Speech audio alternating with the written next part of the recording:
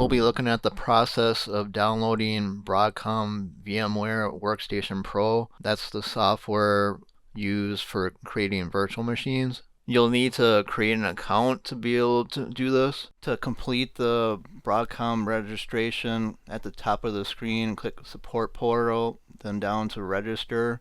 And then step 2 is the same here.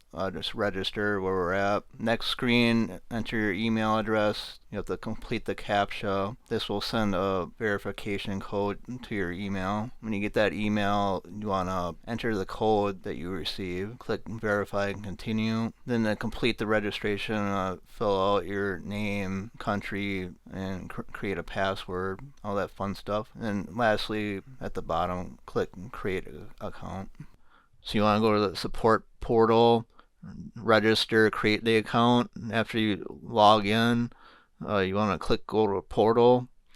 The next step is to click on the menu, so click VMware Cloud Foundation, and you'll get this screen.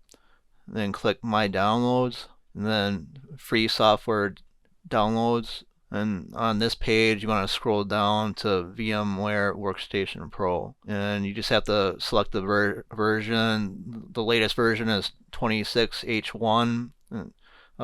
Choose the Windows or Linux. So you want to, there'll be a download link in this area. Go through that download. You want to run that after it's finished. Next, we'll run the setup from the download. A lot of this is self-explanatory, a lot of clicking next. Just a license agreement, not important.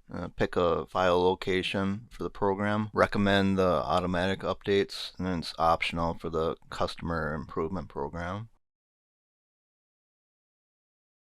And we'll complete the install.